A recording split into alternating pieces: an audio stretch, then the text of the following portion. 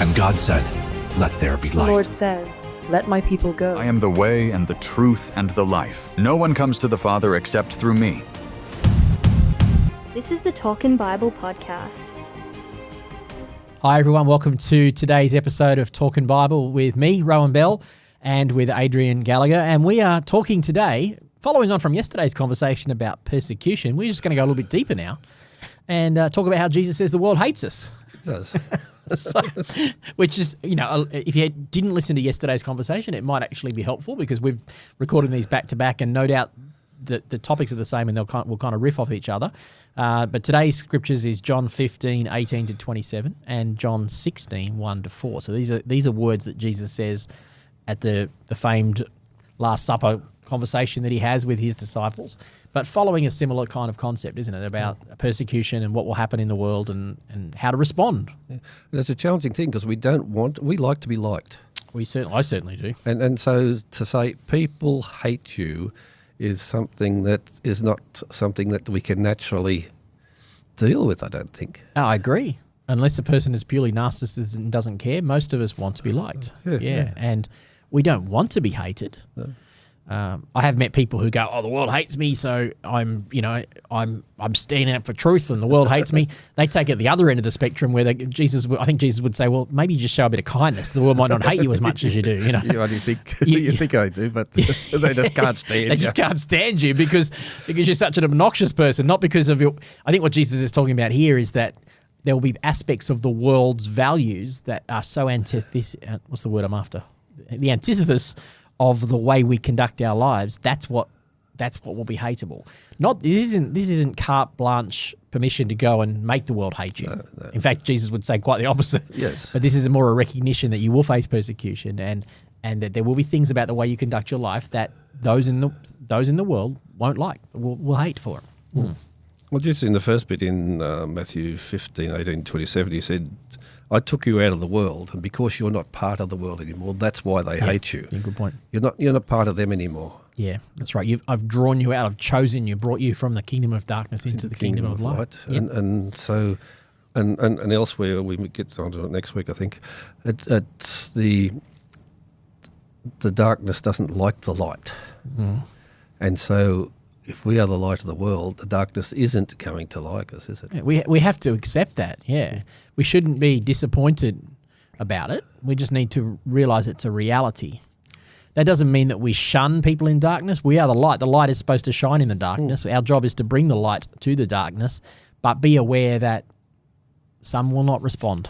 No, most, actually. Most. But our job is to live in such a way that some will. Some will. Yep. Let your light shine before men that they may see your good deeds and praise your Father in heaven. Yeah, it's interesting. I think back there's just a couple of people who were in the world around me who I knew were Christians, but I never interacted with them at all. Right. But they would have made a little bit of difference in that path that I come along. Okay. If you had have interacted with them, you think? Well, no, not just that knowing the existence of genuine Christians compared with the nominal Christian that what I was. Gotcha. It's just enough to sort of, it just stirs the water a little bit and breaks the surface tension, if that's a good analogy. Get that? Yep. And so that's often how we're going to be in people's lives. We're just going to be there and they're going to know. For sure. I remember years ago, a bloke at work, he actually came here. His brother-in-law comes here or something. Paul Myers, his name. But he said just seeing how the number of Christians at where we worked did have a strong influence on his eventually getting saved. So there's an example of what we're talking about. That's great. That they might see your good deeds and praise your Father in heaven. That you can live your life in such godly ways among the Gentiles, Peter puts it, that it makes a difference to the world. That there will be some that see that as attractive. To some it is, as I said yesterday's episode, to some it is the aroma of life. To others it's the stench of death. Our job is to live that way and trust and believe that some will turn to life and find it because of the way because of the values we hold, because of the way we hold those values. And we don't know who they are, so therefore we do it all the time. We do it all the time. We throw our seed out there. That's our job. Yep. Yep. Cast the seed. And it's interesting. Sometimes the ones we think will never get saved. Yeah, that's and right. the ones we would like to get saved don't. Yep, that's right. God knows what he's doing, but anyway. He does. We don't. I'm glad God is in charge and not ourselves, aren't we?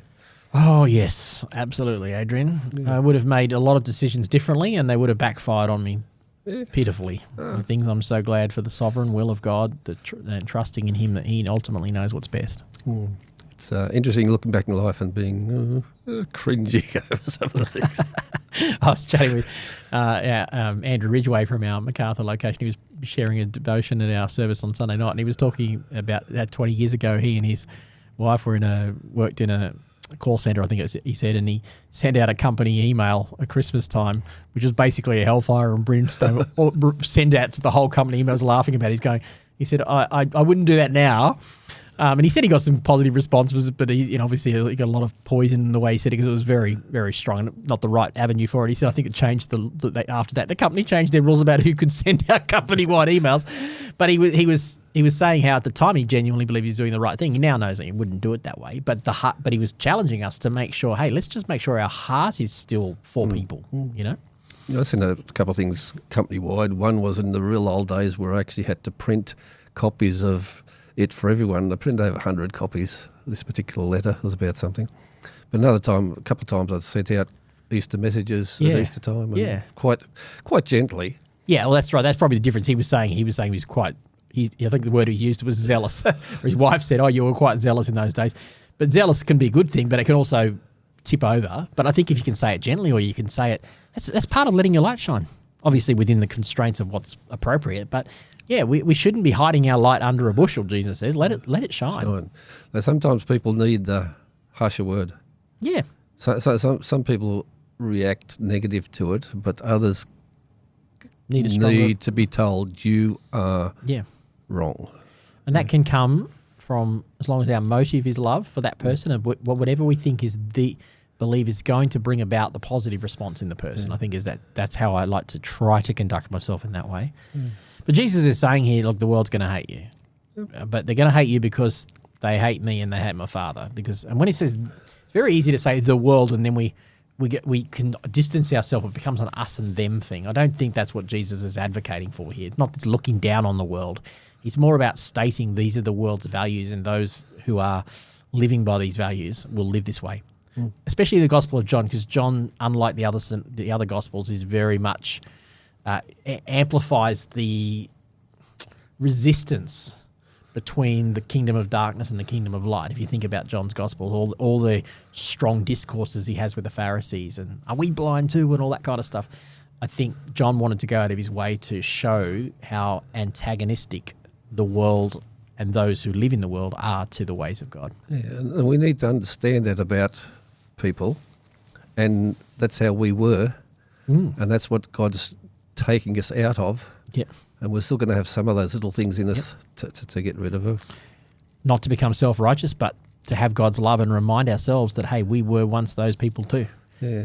I saw a question asked online by a Christian a couple of days ago. He's concerned about his father, because his father's probably in his 90s now.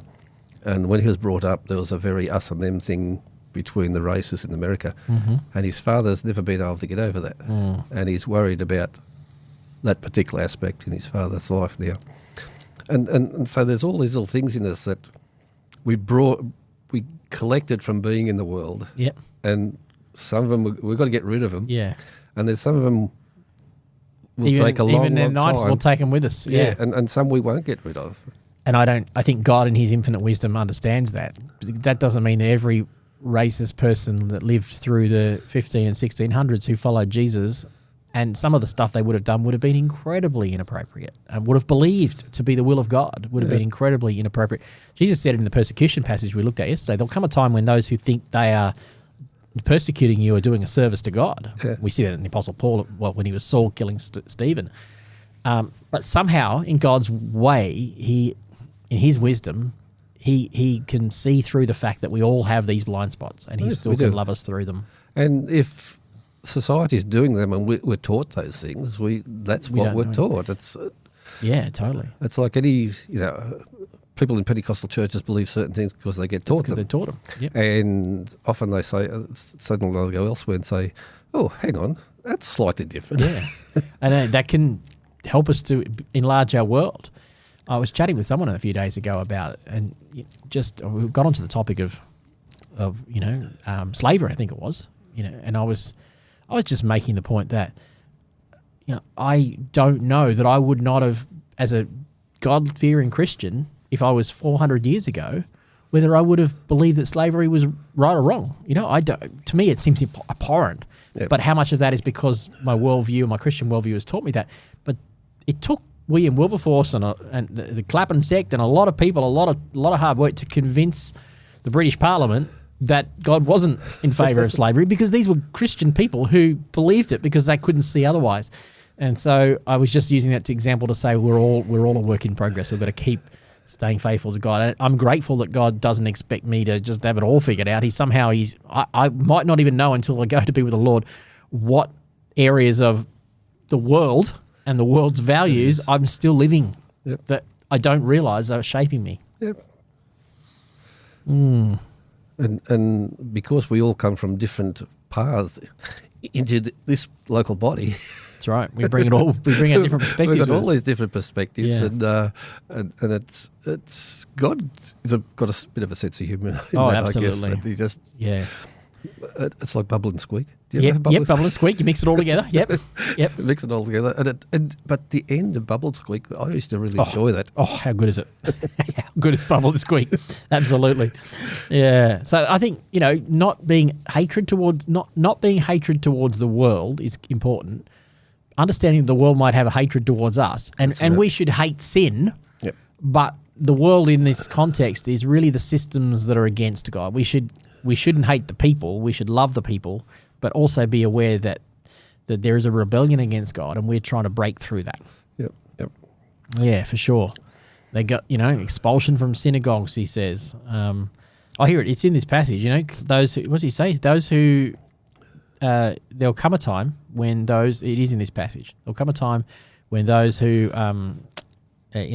kill you, I think they're doing a service to God. So there's definitely warnings there about what to expect from the Lord, from the world. Again, we have to contextualise that to now. We're not all going to synagogues and getting kicked out of synagogues, but people will try, I think, destroy our religious places of worship and stuff like that. And stop us gathering together. Silence our voice, our rights to. We might not be at a point where we're silenced from gathering yet, but silence our voice to be able to speak. Freedom of speech. And we know that's a current thing that's already going on. Theoretically, one day someone may say, because on your podcast you said Jesus is the only way to heaven, we need to shut down the whole thing.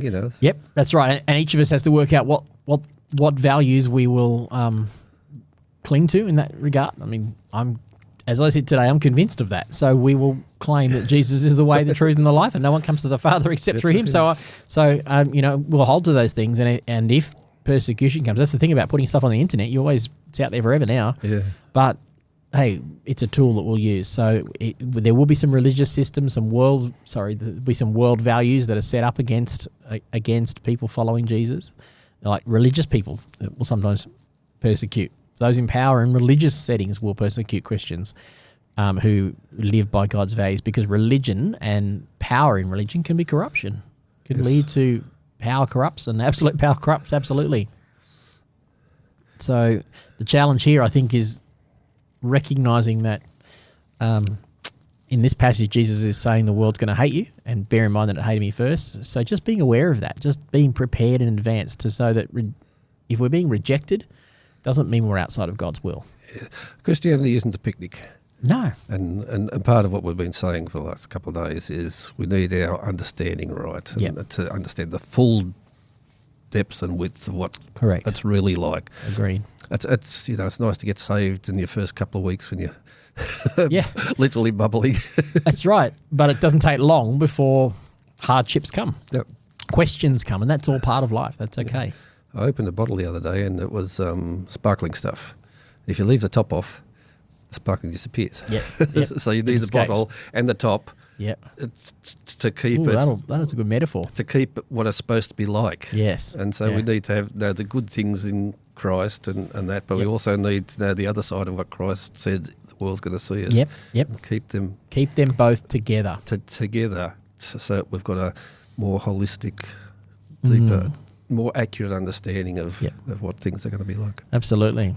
So, folks, persecution will come. Not everyone will like us. There will be hardship. There will be incredible blessings in the middle of those things that God will do that will blow your mind in the middle of it. But nonetheless, we must be prepared for the fact that not everyone is going to want to be our friend. Nope. Not everyone's going to like the way we conduct ourselves. And we need to be okay with that. Don't be people pleasers. Resist that temptation to make everyone like us, but also resist the temptation to become so arrogant that we don't care if people like us. We've got to find that balance in the middle, which says I'm going to love people, all the while aware that some will not love me back, but I'm called to love them and show them God's love. And hopefully if they see God's love and see God's values and see the ways of God and why the kingdom values are better than the ways of darkness, some will turn. Some will be convinced by that. That's our job, I think.